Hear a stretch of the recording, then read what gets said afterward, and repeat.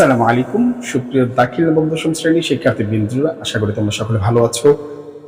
তোমাদের মেইন বইয়ের যে 5 নম্বর দরখাস্তটা, সেই 5 নম্বর দরখাস্তটা নিয়ে আজকে আমরা আলোচনা করবো। অলরেডি তোমরা দেখতে পাচ্ছ লিখে রেখেছি কিছুটা, খুবই ছোট একটা দরখাস্ত, কারণ এতটা তোমাদের লিখে লিখে বুঝতে গেলে বইটা অনেক সময় লাগে, যাতে করে শর্টে অল্প সময়ের ভিতরে তোমরা হাঁটা চলা বসা যে কোনো অবস্থায় থাকতে যেন এই ব্যাপারটা মুখস্থ করে নিতে পারো।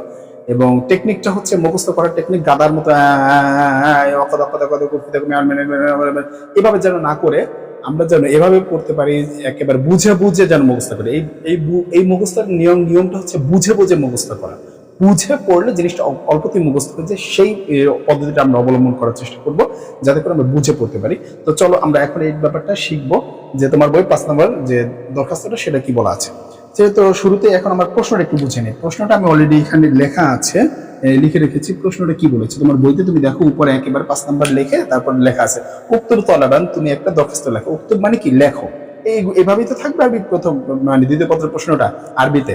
তো উক্তব মানে কি, তুমি লেখো, তলাবান একটা দরখাস্ত লেখো, বিল আরবিয়া, আরবিতে, বিল আরবিয়া, আরবিতে একটা দরখাস্ত লেখো। তো উক্তব তলাবান বিল আরবিয়া, আরবিতে একটি দরখাস্ত লেখো। কি, উক্তুব তলাবান দরখাস্ত লেখো, উক্তুব লেখো, তলাবান দরখাস্ত, বিল আরবিয়া আরবিতে একটা দরখাস্ত লেখো, ইলা মুদিরুল মাদ্রাসা, মাদ্রাসা অধ্যক্ষের কাছে কিংবা মাদ্রাসার প্রধানের কাছে একটা আরবিতে দরখাস্ত লেখো। তোমাকে এই কথা বললো, তাহলে কি বললো, যে উক্তুব তলাবান আরবিয়ান, আরবিতে একটা দরখাস্ত লেখো, ইলা মুদিরুল মাদ্রাসা, মাদ্রাসার প্রধানের কাছে, লিল ইলতিহাক, কি বিষয়ের জন্য, ভর্তির জন্য। কি লিল ইলতিহাক মানে কি, এখানে ভর্তির কে বোঝানো হয়েছে। দরখাস্ত লিখবো কি বিষয়ে, ভর্তি বিষয়ের উপরে।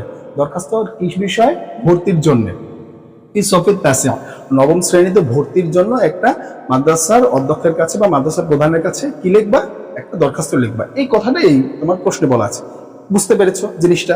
যদি না বুঝাবে একটু টেনে টেনে দেখো, কারণ বারবার বললে অনেক বড় হয়ে যাবে। তো চলো আমরা পরবর্তী ভিডিওতে মানে পরবর্তী ইয়াতে যাই, পরবর্তী অংশে যাই। কি বলা আছে এই অংশটুকু যেহেতু বুঝলাম, এবার আসো আমরা শুরুতে বইতে দেওয়া আছে, ওই যে তোমাদের বইতে, সে ব্যাপারটা অবশ্যই তোমরা জানো। প্রথমে ইলা লিখতে হবে, এর নিচে লিখতে হবে কি, যে শুরুতে কি, এই যে ইলা লিখলাম, ইলা লিখে এরপরে নিচে লিখবো মুদিরুল মাদ্রাসা। মুদিরুল মাদ্রাসা।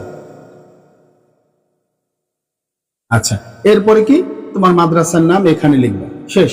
এই যে এই বরাবর তোমার মাদ্রাসার নাম লিখবা। এরপরে কি লিখবা, এই যে এই বরাবর লিখবা দরখাস্তের উদ্দেশ্য বা বিষয়। ঠিক আছে, উদ্দেশ্য বা বিষয় তোমার বইতে যেভাবে সাজানো আছে সেই সিস্টেমে লিখবা, তাহলে সুন্দর হবে। এবং একটা পৃষ্ঠার ভিতরে যেন হয় সে ব্যাপারটা খেয়াল রাখতে হবে। তো এইভাবে লিখবা, এতে সুন্দর হবে এবং মানটাও একেবারে বজায় থাকবে, একেবারে আন্তর্জাতিক মানটা বজায় থাকবে আরবি লেখা, মানে দরখাস্ত লেখা। তাহলে কি, এখানে তুমি কি বিষয়ের উপরে জানি কি লিখতে চাইছো, যে ভর্তির জন্য আবেদন, নবম শ্রেণীতে ভর্তির জন্য আবেদন, সে বিষয়ের উপরে ভিত্তি করে তোমাকে কি লিখতে বলেছে, দরখাস্ত। তাহলে এখন কি, দরখাস্তের মূল বিষয়টা হচ্ছে কি, উদ্দেশ্য বা সাবজেক্ট। সেই সাবজেক্টটা লিখতে হবে। কিভাবে লিখবো এখন সাবজেক্টটা, আমাকে যেহেতু ভর্তির জন্য বলেছে নবম শ্রেণীতে, সাবজেক্টটাকে এখন বিষয়টাকে আমি কিভাবে, যে নবম শ্রেণী ভর্তির জন্য আবেদনপত্র, এইভাবে না, একটু চলো তো আমরা দেখি। তো তাহলে তলাবুল ইলতিহাক, ভর্তির জন্য আবেদন। কি, ভর্তির জন্য আবেদন। এখন বাংলায় বলেছিলাম ভর্তির জন্য আবেদন, এটা আরবিতে কি হবে, আরবিতে বলতে হবে তলাবুল ইলতিহাক। এখন মুজাফিলা এগুলো তো এখন বোঝার সময় নেই। আমরা এমন ভাবে শিখবো যে, যেমন করে আমরা মায়ের পেটের থেকে গ্রামার ছাড়া বাংলা ভাষা শিখেছি, ঠিক আছে, যে কোনো ইংলিশরা ইংলিশ ভাষা শিখি গ্রামার ছাড়া, ঠিক এমন ভাবে এই ভাষাটাকে একটা বুঝার বা অভ্যাস করার চেষ্টা করবো। তলাবুল ইলতিহাক অর্থ কি, তলাবুল ইলতিহাক ভর্তির জন্য আবেদন। এই যে দেখো শব্দার্থ, এভাবে করে শব্দার্থ তৈরি করার চেষ্টা করবো। হ্যাঁ, তলাবুল ইলতিহাক ভর্তির জন্য আবেদন। কি, ভর্তির জন্য আবেদন, ফি সফিত তাসা, কি নবম শ্রেণীতে, ফি সফিত তাসা। তাহলে উদ্দেশ্য কি, ভর্তির জন্য আবেদন নবম শ্রেণীতে। তাহলে সুন্দর করে বললে কি হবে, নবম শ্রেণীতে ভর্তির জন্য আবেদন, তলাবুল ইলতিহাক ফি সফিত তাসা, তলাবুল ইলতিহাক ফি সফিত তাসা, নবম শ্রেণীতে ভর্তির জন্য আবেদন। ক্লিয়ার? আবার একটু টেনে টেনে দেখো যদি ব্যাপারটা সহজে করতে চাও। তাহলে এখন কি, এরপর এখন অনেকটা বিষয় আমরা এটা অনেকে জানি যে শুরুর অংশটা কি। তো এখানে যে বিষয়টা বলা হয়েছে ভর্তির জন্য আবেদন বলতে, যে আমরা অনেকে জানি যে প্রথমে সাইয়্যিদুল মুহতারাম সালাম টালাম দিয়ে মূল বিষয়টা শুরু করতে, এরপরে কি সালাম দিতে হয়, ঠিক না, সালাম দেওয়া শুরু করবে, সাইয়্যিদুল মুহতারাম বললে একটু আরো সুন্দর লাগবে। এরপরে যে বলবো বাদাস সালাম। এখন এখানে বলছে বাদ তাহিয়াত তয়্যিবাতি ওয়াল ইহতিরাম, ওয়াল মুনাসিবাতি, আপনার প্রতি যথাযথ সম্মান প্রদর্শন করে আপনার অবগতির জন্য।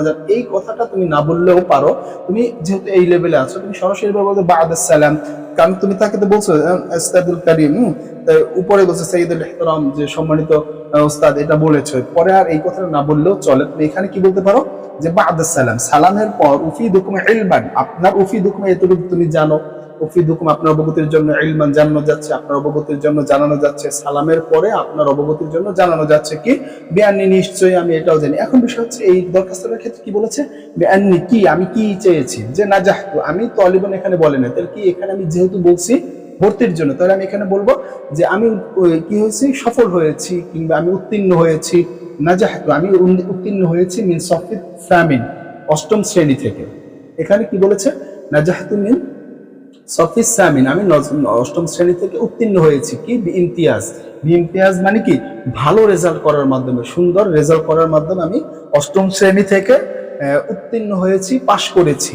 তাহলে মিন মাদ্রাসাতি কামিল আমিন বিভাগীয়, আপনার কামিল আমিন বিভাগীয় নামক যে মাদ্রাসা আছে, সে আপনার মাদ্রাসা থেকে কি করেছি, অষ্টম শ্রেণী থেকে ভালো রেজাল্ট করার মাধ্যমে, এ প্লাস পাওয়ার মাধ্যমে উত্তীর্ণ হয়েছে। এখন কি করতে হবে তাহলে, এখন এই কথাটা তো বুঝলাম, তাহলে কি বলবো এখানে, আবার একটু দেখো যে নাজাহতু মিন সফি সামিন, আমি কি অষ্টম শ্রেণী থেকে উত্তীর্ণ হয়েছি কোথায়, ইমতিয়াজ ভালো রেজাল্ট করার মাধ্যমে, মিন মাদ্রাসাতিল কামিল আমিন বিভাগে, আপনার কামিল আমিন বিভাগীয় মাদ্রাসা থেকে। এখন বলবা যে আল, তাহলে এখন কি চাও তুমি, এখন আমি চাই আল উরিদ, আল আন মানে কি এখন, আল উরিদ আমি চাই, উরিদুল ইলতিহাক ভর্তি হতে চাই, উরিদুল ইলতিহাক মানে কি ভর্তি হতে চাই, আল আন এখন, উরিদুল ইলতিহাক মানে আমি ভর্তি হতে চাই। এইভাবে করে করে একটা ওয়ার্ড বাই ওয়ার্ড যখন পড়ে পড়ে একটা অভ্যাস করবা যে আমি এখন চাই, তাহলে আমি এখন চাই, এখন আমি চাই, তাহলে এই কথাটা আসবে কি আল আন উরিদু, আল আন উরিদু আমি এখন চাই, ইলতিহাক আমি ভর্তি হতে চাই, যেহেতু এখানে ভর্তি, আর তোমার যখন অন্য বিষয় থাকবে তখন অন্য বিষয় বলবা, তাহলে কি আল ইলতিহাক ভর্তি হতে চাই, কোথায় ভর্তি হতে চাও, ফি সফিত তাসিউ, আমি নবম শ্রেণীতে ভর্তি হতে চাই, মিন সফিত তাসিউ ফি মাদ্রাসাতিকুম, আপনার মাদ্রাসা আরিফা, আপনার প্রসিদ্ধ বা পরিচিত, আপনার সুনামধন্য মাদ্রাসা, আরিফা মানে সুনামধন্য, প্রসিদ্ধ, পরিচিত, আপনার মাদ্রাসায় ভর্তি হতে চাই। এই প্রয়োজনে আবার টেনে টেনে দেখো, কারণ বারবার বললে তোমার জিন্দিগি সময় পার, কারণ তোমরা একটু ঘোরাফেরা করবা, ফেসবুক চালাবো, মানে অনেক কাজ করবা, বিভিন্ন ধরনের গুরুত্বপূর্ণ কাজ থাকে, অগুরুত্বপূর্ণ কাজ থাকে, তাই সেগুলো আমি বাধা দিতে চাই না। তারপর যারা এটা দেখছো অল্প সময়ের জন্য একটু দেখবা, আশা করি যাতে তোমাদের ব্যাপারটা সহজ হয়ে যায়। মানে মুখস্থের যে একটা জঞ্জাল আছে, মুখস্থ করা, শুধু মুখস্থ করে বুঝে মুখস্থ করবো না, না বুঝে মুখস্থ করবো, সেই ব্যাপারটাও আমরা একটু অ্যানালাইসিস করি না, শুধু মুখস্থ এরকম না করে আমরা যেন বুঝে বুঝে করি এবং অভ্যাসে পরিণত করতে পারি এই ব্যাপারটা, ভাষাটাকে, এটা একটা ভাষা জাস্ট, তাই এই ব্যাপারটা বুঝে করলে আশা করি আমাদের সহজ হয়ে যাবে। তো এই পর্যন্ত, পরবর্তী ভিডিওতে দেখা হবে।